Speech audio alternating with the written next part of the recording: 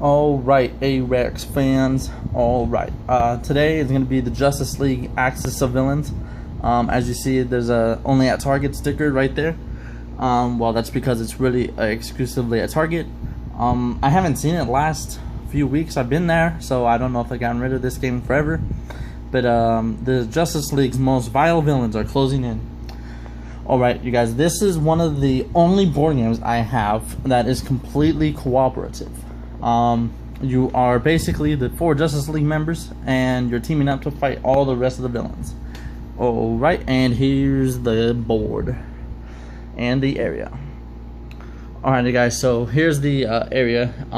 You pick one of the 4 Justice League members right here. Superman, Batman, Green Lantern, or the Flash. I'll pretty much tell you what those mean in a second. Alright, so here basically is your board. It's like a hexagon or hexagon. It's an octagon, my bad. Yeah, it's a octagon. I had to make sure there are 8 sides.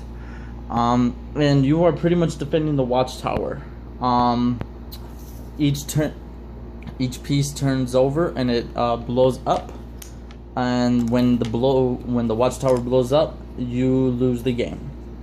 When you start out, you know, everyone starts in the middle. You could either leave the watchtower either here to the side or here.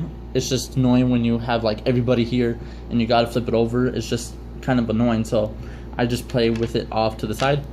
For when the game started out, there are 8 villains that start in each sector. In this game, these are sectors, and they move up 1 or 2, maybe 3, but it's just really 1 or 2. I don't think it was 3, my bad. And when they get there, that means they go back to a different sector or the same one, depending on what you roll, and each one of these blows up, just one. So when 4 the regular villains get there, that would mean the watchtower is destroyed and you lose the game. However, there are super villains, because these would be regular villains. When the super villains get there, and they are known by the gray color, when they get there, no matter how many there are, they blow up all of them. So when one of these gets here, you lose. You have to team up to defeat these guys quickly before you lose the game. So right here, the dice. Each one of these represents a sector or movement. When you move this, that means whatever sector you rolled, every villain in that sector moves up 2. That is 1. So whatever sector you roll, every villain in that sector moves up 1. Alright, that is a random villain. So if I were to have rolled this, if I was playing, there's more villains, by the way, but like whenever that is rolled, you pick a random villain and put it at the sector rolled. And finally, the Justice League symbol. This is what you have to get to end your turn, pretty much. But that's what you get to move. Whenever you roll that, whatever you rolled is your movement. You can move up to that number of spaces. It doesn't have to be equal, so it's up, down, or to the side. No diagonal in this game. So when you have the dice, it's your turn.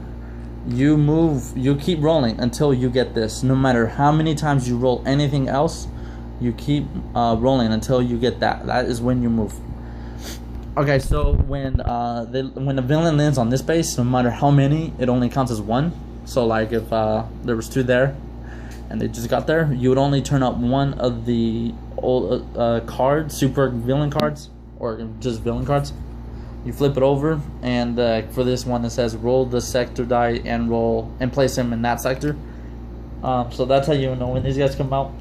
Sometimes it's a captured villain escapes, whoever like the highest count villain. Alright, so in battle. So alright. So let's say 2 villains and you're Batman and you get there. You have to say which one you're fighting first, and then if there was 2 people there, you could ask Green Lantern to help you to fight Two-Face, or just to fight Parallax. Okay, and if they decide to help you, and you guys defeat the villain, you both, or every hero that participated or that decided to help will get a Justice League hero card power up. So let's okay, so here's the combat. You roll twice if you're fighting yellow. If you're the Flash, you're pretty much, if you fight your own villain, you get to roll the dice twice, and if you fight any other color villain, you only roll it once. Each one of them has a blow up power and a bullet power. Each one is different. Anytime you want to use a blow up power, just make sure that you're on the right color for this. Like, let's say you are there on the green and you have the two cards, you could only use the green since you're on the green, and you would be able to use it. But since you have both, you could use both. This one's +3 if you're on the red during your battle. You only use the cards if it's your turn, unless you're Batman.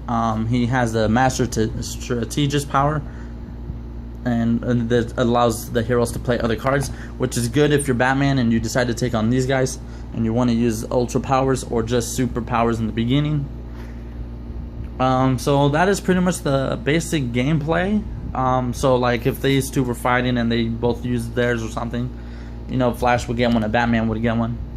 That's pretty much the basic gameplay. Next time I talk about this, I'll be talking about it, but I'll be playing it with somebody as well, so you guys can see the basic gameplay.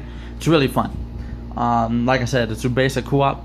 When you defeat all the villains on the board, you win the game. Justice League wins. And that is the basic point. Alright guys, I'll talk to you later. Goodbye.